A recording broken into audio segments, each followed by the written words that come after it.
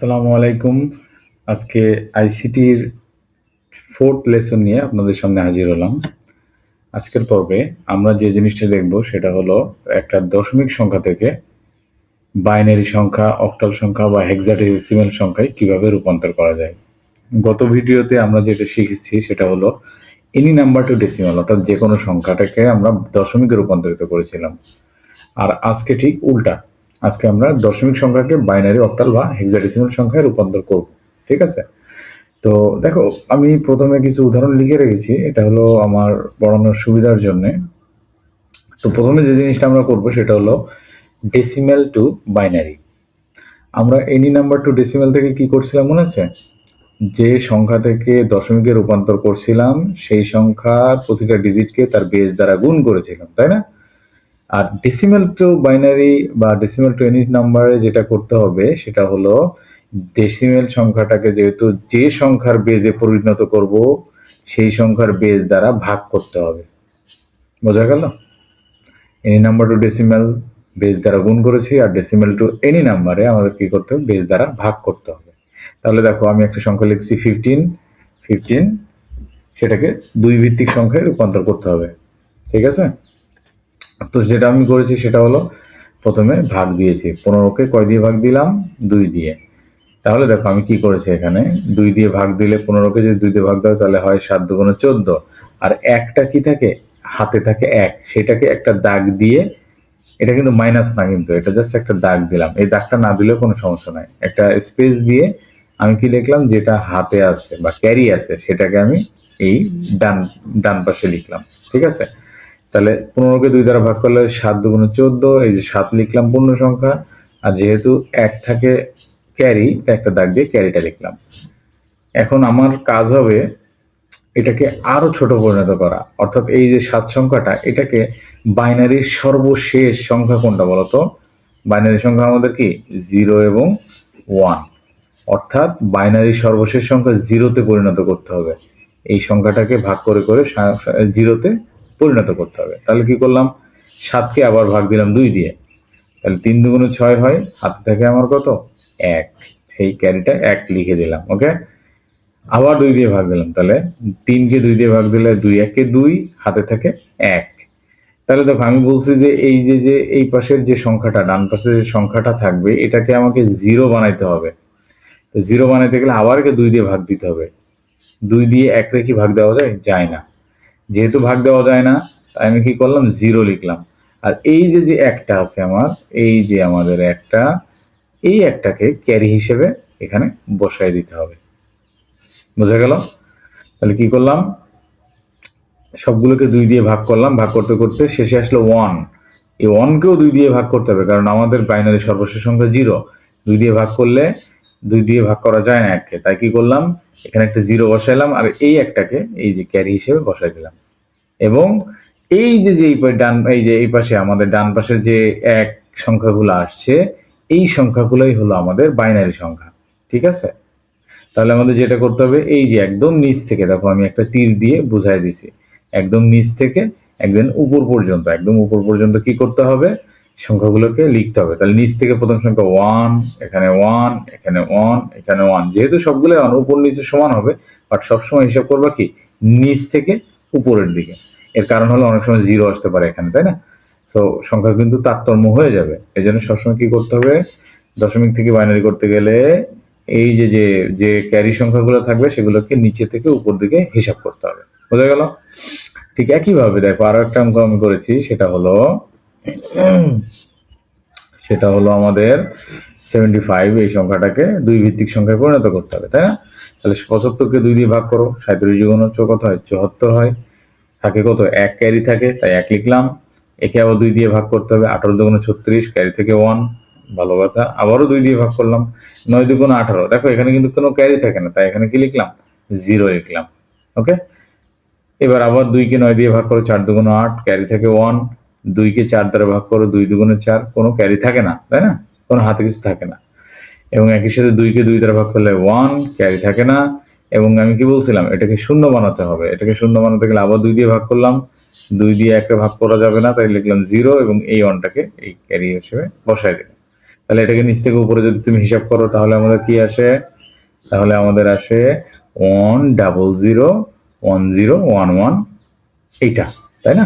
তাহলে মোটামুটি উদাহরণ আমি দিলাম যেটা, সেটা হলো যে দশমিক সংখ্যাকে কিভাবে বাইনারি সংখ্যাতে রূপান্তর করা যায়। ঠিক আছে, এখন দেখো আরেকটা উদাহরণ আমরা দেখব, সেটা হলো মনে করো যদি একটা সংখ্যা থাকে, একটা ডেসিমেল সংখ্যা থাকে, তাই না? একটা ডেসিমেল সংখ্যা মনে করো যে 25, কিন্তু তার একটা কি আছে, তার একটা মনে করো ফর এক্সাম্পল দশমিক পার্ট আছে, দশমিক পার্ট বা দশমিক সংখ্যার অংশ আছে, তাই না? তো সেক্ষেত্রে একটু আলাদা হবে। দেখো প্রথমে পূর্ণ সংখ্যা এইটা, এই পূর্ণ সংখ্যার ক্ষেত্রে আমাদেরকে কাজ করে নিতে হবে। আমি লিখলাম মনে করো পূর্ণ সংখ্যার ক্ষেত্রে, দেখো পূর্ণ সংখ্যার ক্ষেত্রে একইভাবে কি করব আমরা, 25-25কে 2 দ্বারা ভাগ করব। ঠিক আছে, তাহলে কত হয় আমাদের, 12 দুগুণ 24, হাতে থাকে 1, তারপরে কি করতে হবে, আবারও 2 দিয়ে ভাগ করতে হবে, 6 দুগুণ 12, এবার হাতে থাকে না, 0 লিখলাম, আবারও 2 দিয়ে ভাগ করতে হবে, 3 দুগুণ 6, 0, আবারও 3কে 2 দ্বারা ভাগ করতে হবে, 2 1কে 2, হাতে থাকে আমার 1, তাই না? এবং লাস্টেরটা কি বলছিলাম আমি, এইটাকে 0 বানাতে হবে, তাই আবারও 2 দিয়ে ভাগ করব, 2 দিয়ে ভাগ করলে 2কে 1 দ্বারা ভাগ, সরি 1কে ভাগ করা যায় না, তাই এখানে লিখলাম 0, আর এই অনটাকে আমি এই ক্যারি হিসেবে বসালাম, তাই না? তাহলে এটা হলো আমাদের নিচ থেকে উপরে গেল, এটা হলো আমাদের বাইনারি সংখ্যা। এবার দেখো পূর্ণ সংখ্যার ক্ষেত্রে দেখো গেল, আমাদের এবার করতে হবে কি, ভগ্নাংশের ক্ষেত্রে। ঠিক আছে, ভগ্নাংশের ক্ষেত্রে, ভগ্নাংশের ক্ষেত্রে দেখো এই যে দেখো আমি যে সংখ্যাটাকে দশমিকের অংশ সেটাকে আমি লিখবো 0.25, এই অংশটাকে কি করতে হবে, তার বেস দ্বারা গুণ করতে হবে। দেখো আমি বলছিলাম যে দশমিক সংখ্যাকে বাইনারিতে রূপান্তর করতে গেলে সেই সংখ্যাকে কি করতে হয়, তার বেস দ্বারা ভাগ করতে হয়, কিন্তু দশমিকের পরের অংশকে কি করতে হবে, ভাগ করতে হবে, এই গুণ করতে হবে 2 দ্বারা, অর্থাৎ তার বেস দ্বারা গুণ করতে হবে। তাহলে এখানে কত হয়, 0.25 হলে গুণ করলে হয় 0.50। দেখো এখানে আমাদেরকে ভগ্নাংশকে তার বেস দ্বারা ততক্ষণ গুণ করতে হবে যতক্ষণ আমি একটা বাইনারি সংখ্যা না পাবো। তাহলে 0.050 এটা কোনো বাইনারি সংখ্যা না, তাই এই সংখ্যাটাকে আবার সামনে নিয়ে চলে আসতে হবে যে 0.50 ইন্টু 2, তাহলে কি হয় আমাদের 1.00। দেখো আমাদের কিন্তু চলে আসছে বাইনারি সংখ্যা, তাই না? বাইনারি সংখ্যা চলে আসছে। এখন যদি তুমি এখানে এই 1টাকে আবার সামনে এনে 2 দ্বারা গুণ করো তাহলে কিন্তু হয়ে যায় 2.00 হয়ে যায়, তাই না? তাহলে 2 কিন্তু আমাদের বাইনারি সংখ্যা না, তাই আমাদের ক্যালকুলেশন এখানেই শেষ করে দিতে হবে। ঠিক আছে, অর্থাৎ 0.25 যে ভগ্নাংশ ছিল সেটাকে আমরা তার বেস দ্বারা গুণ করলাম, করলে 0.50 হলো, এবং সেটাকে কতক্ষণ গুণ করতে হবে, যতক্ষণ না পর্যন্ত বাইনারি সংখ্যা না পাবো। তাহলে এই দেখো এইখানে আমাদের এই দশমিকের আগে এই যে অংশটা, এই যে আমাদের অংশটা, এটাই হলো বাইনারির সেই দশমিকের পরের অংশ। বুঝাইতে পারছি? তাহলে আমি এখানে দেখো কি লিখবো, যে 25.25 এটা যদি 10 হয় তাহলে আমাদের হবে কত, এখানে আছে 11001, তাই না? 11001, তারপর দিব দশমিক, আর এই যে অংশটাকে আমি চিহ্নিত করলাম এটাকে লিখবো দশমিকের পরে।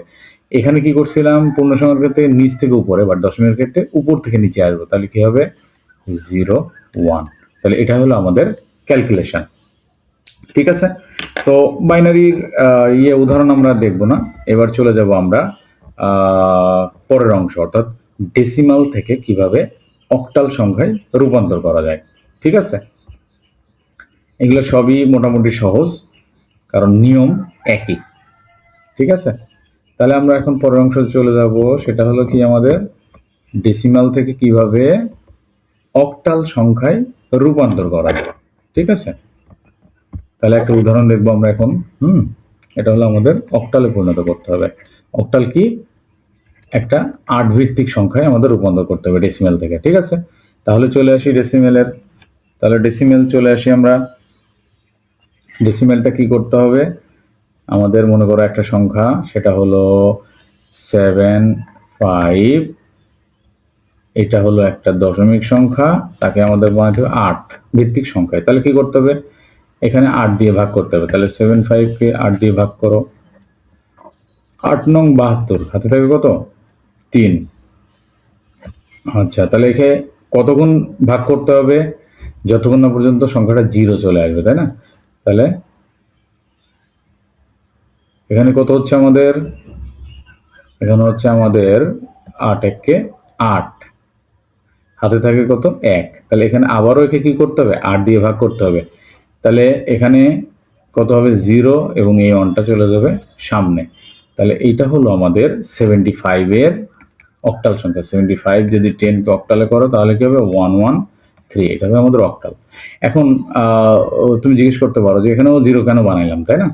0 এই জন্যই বানাবো কারণ অক্টাল সংখ্যা কিন্তু 0 থেকে 7 পর্যন্ত, এইগুলা হলো অক্টাল সংখ্যা। তাহলে অক্টালের সর্বছোট সংখ্যাটা কত 0, এই জন্য এই বাম পাশে আমাদেরকে একদম ছোট সংখ্যাটা নিয়ে আসতে হবে। ঠিক আছে, তাহলে আর একটা উদাহরণ যদি আমি এই পাশে লিখি, মনে করো যে তোমার 90 না, 90 হয়ে গেলে, হ্যাঁ 90, মনে করো যে 95 পয়েন্ট, মনে করো যে 35, 95.35, এটা হলো একটা দশমিক, এটাকে কি হিসেবে বানাতে হবে, অক্টাল সংখ্যা বানাতে হবে। তাহলে একইভাবে পূর্ণ সংখ্যার ক্ষেত্রে আমরা কি করব, 8 দিয়ে ভাগ করলাম। তাহলে কত হয় আমাদের পূর্ণ সংখ্যার ক্ষেত্রে, যদি তুমি 8 দিয়ে ভাগ করো তাহলে দেখো কত আসে, 8 9 8 10 কে 80, 8 11 88, তাই না? 8 12 96, তাহলে বেশি হয়ে যায়। তাহলে 11, এখানে হবে 11, 8 11 88, তাহলে 88 আর 95, 88 আর 10 98 থেকে 3, তাহলে 7 হয়, তাই না? এখানে হাতে থেকে 7, আমি 7 লিখলাম। তাহলে এখানে কি করতে হবে, আবারও 8 দিয়ে ভাগ করতে হবে। তাহলে 8 একে 8, আর হাতে থেকে কত 3, আবার দিলাম 8 দিয়ে ভাগ, তাহলে হয় 0 1। তাহলে এটা হলো আমাদের কিসের ক্ষেত্রে, পূর্ণ সংখ্যার ক্ষেত্রে। এবার আসো দশমিকের ক্ষেত্রে। তাহলে দশমিকের ক্ষেত্রে সেম কাজ করতে হবে আমাদের। 0.35 কে কি করতে হবে, এই যে 0.35 কে গুণ করতে হবে কয় দিয়ে, 8 দিয়ে গুণ করতে হবে, তাই না? তাহলে এই জিনিসটা আমাদের কিন্তু একই রকম, অর্থাৎ যে কোনো দশমিক সংখ্যা থেকে যে কোনো সংখ্যায় রূপান্তর করতে গেলে তার পূর্ণ সংখ্যার ক্ষেত্রে কি করব, আমরা সেই সংখ্যার বেজ দিয়ে ভাগ করব, আর দশমিকের ক্ষেত্রে সেই সংখ্যার বেজ দিয়ে গুণ করব। তাহলে 0.35 কে 8 দ্বারা গুণ করলে আমাদের আসে হলো 2.8, আমাদের আসে 2.8। তাহলে দেখো 2.8 আসছে।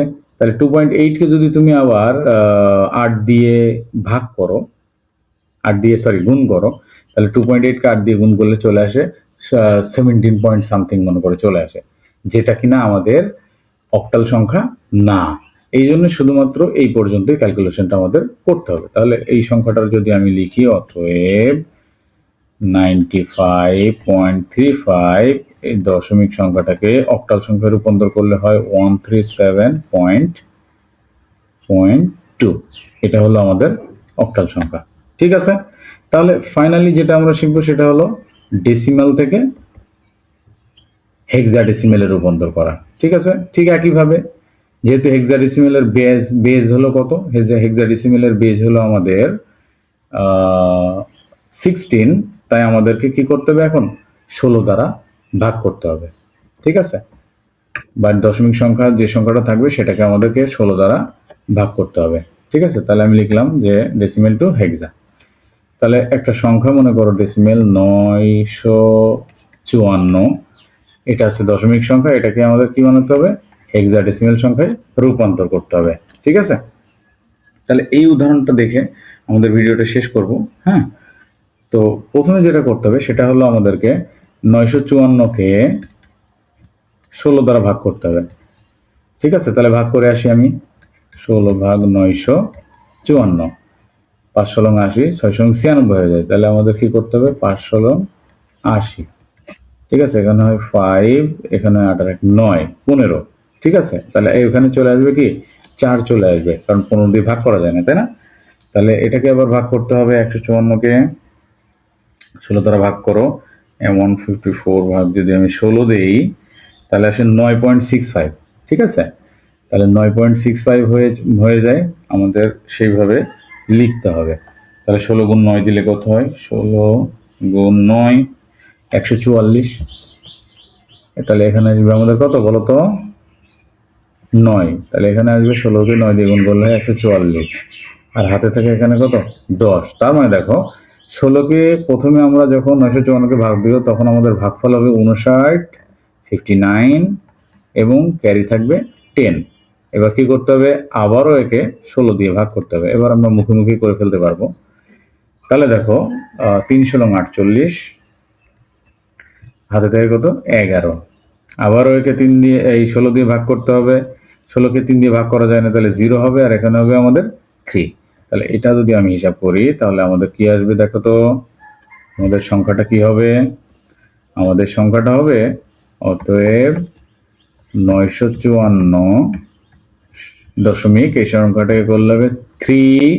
আচ্ছা 10 11 চলে আসছে, মনে আছে আমি বলছিলাম যে এ হলো 10, বি হলো 11, সি হলো 12, ডি হলো 13, ই হলো 14 এবং এফ হলো কি 15। তাহলে যেহেতু এখানে 11 চলে আসছে তাহলে 3 11 এর মান কি বি, তাহলে হবে 3বি, এবং 10 এর মান কি আমাদের এ, তাহলে 3বি এ। এটা হলো আমাদের হেক্সাডেসিমাল সংখ্যা, অর্থাৎ 954 সংখ্যাটাকে যদি তুমি হেক্সাডেসিমাল করো তাহলে তার আসবে 3বি এ।